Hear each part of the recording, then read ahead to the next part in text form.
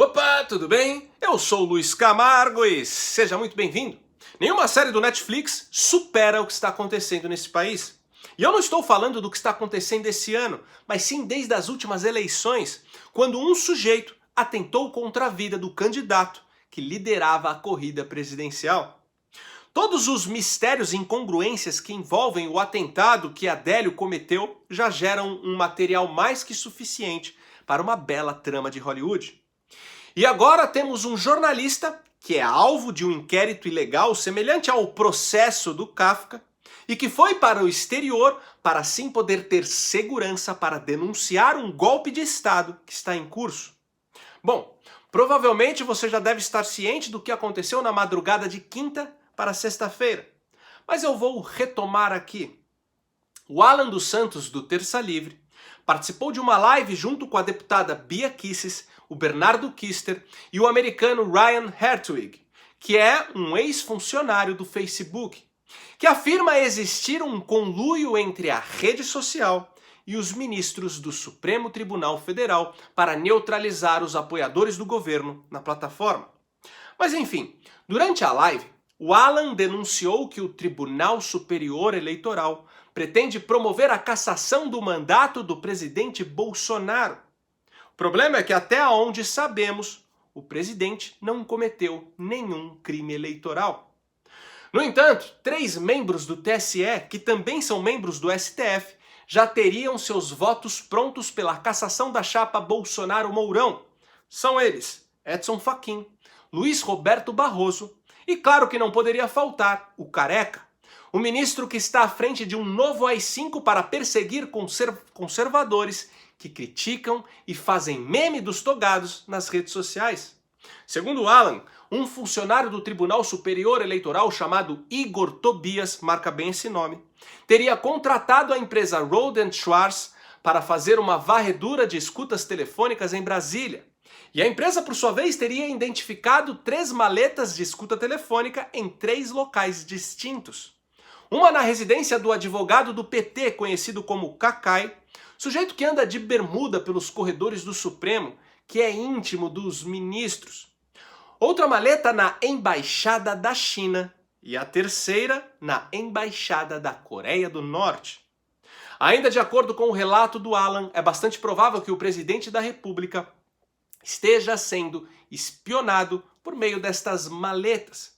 Fato este que seria de conhecimento do Barroso e do Alexandre de Moraes, até porque o Barroso é o presidente do TSE e foi um funcionário do TSE que contratou a empresa. O que significa que os 2 ministros cometeram o crime de prevaricação ao não avisar o Bolsonaro sobre a existência dessas maletas, que representam um atentado contra a segurança nacional envolvendo 2 outros países, algo sem precedentes na nossa história. Outra revelação bombástica do depoimento do Alan é que o Luiz Roberto Barroso, o Alexandre de Moraes e o Edson Fachin já teriam elaborado um plano de fuga do Brasil para o mesmo dia em que for votada a cassação da chapa do presidente.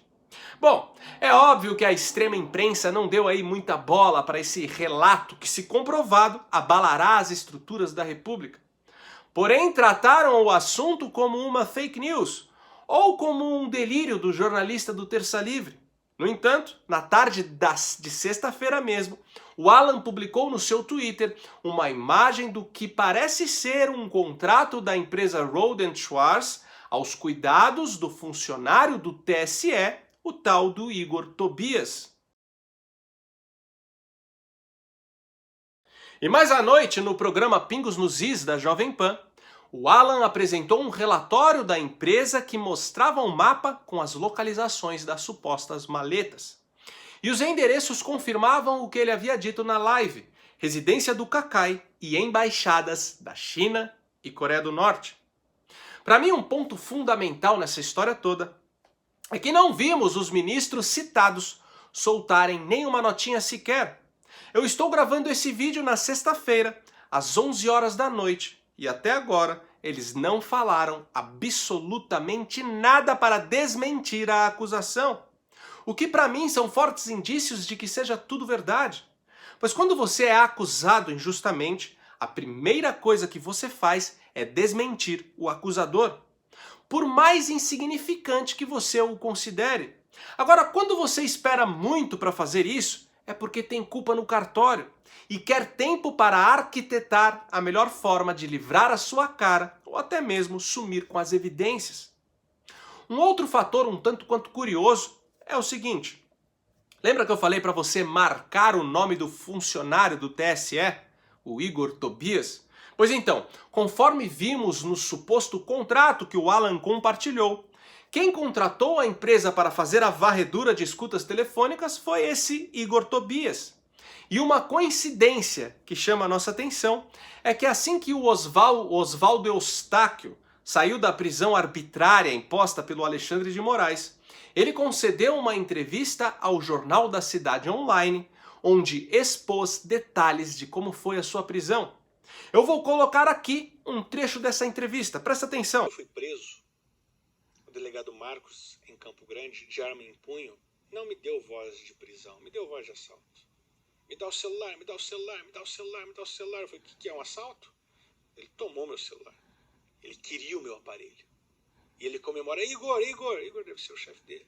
Conseguimos pegar o celular aberto, o que foi uma grave violação. Igor deve ser o chefe dele. Conseguimos pegar o celular aberto. Igor. Fica então as perguntas. Será que é o mesmo Igor? Será que existe uma conexão entre a prisão do Eustáquio no inquérito das fake news e essa investigação do TSE a possíveis grampos telefônicos? A verdade é que muitas peças estão se juntando nesse quebra-cabeça. Os inimigos perceberam que o processo de impeachment contra o Bolsonaro é impossível. Primeiro, porque ele tem apoio da maioria esmagadora da população.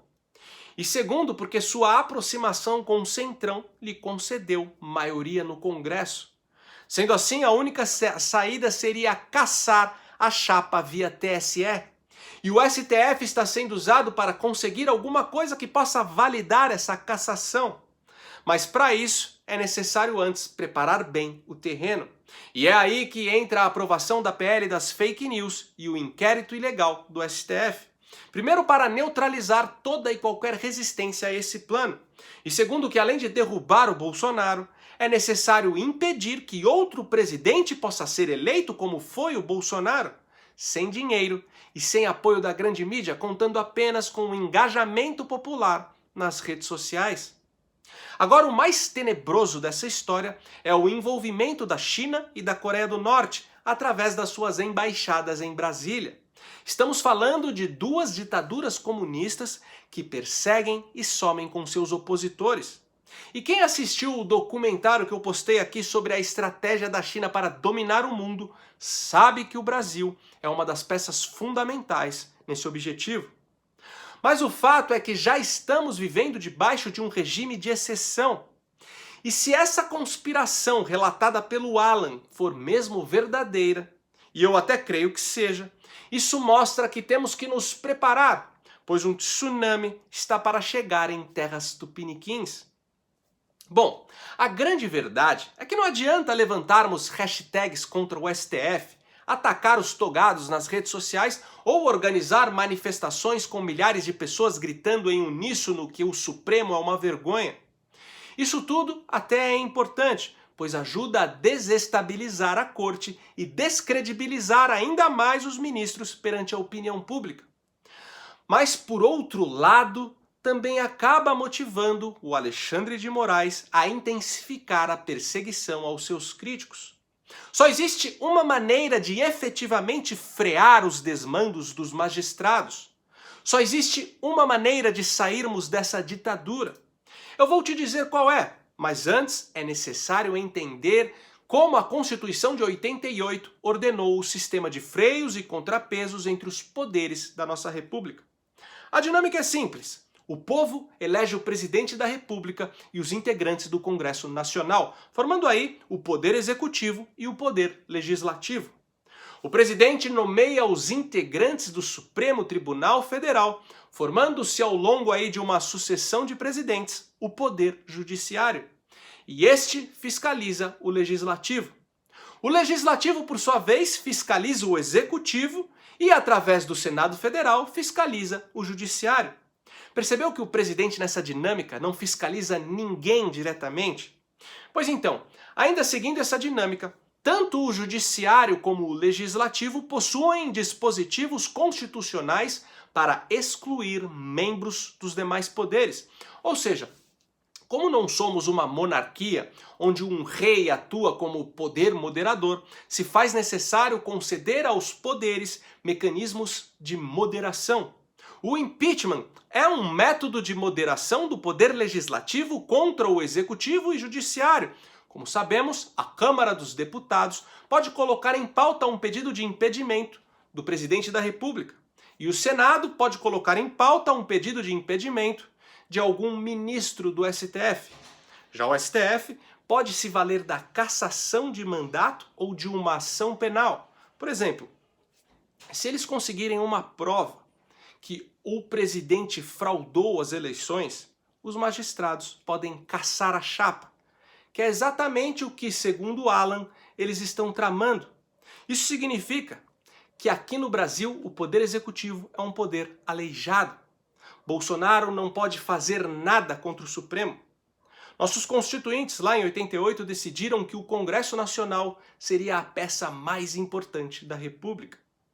Além de legislar, cabe a ele a fiscalização dos outros dois poderes. Como falei, o Congresso pode entrar com um processo de impeachment contra o presidente da República ou contra os ministros do STF, através do Senado. Sendo assim, o único que pode brecar o STF é o Senado Federal. O presidente não pode fazer nada. E o povo por si só também não. Temos que cobrar uma atitude do Batoré, que hoje está com a sua bunda gorda em cima de vários pedidos de impeachment contra os ministros do Supremo, inclusive contra o Alexandre de Moraes e contra o Toffoli. Temos que levantar nas redes sociais hashtags incitando o Senado a agir. Temos que cobrar os nossos senadores incansavelmente todos os dias. Organizar protestos e manifestações contra o Alcolumbre.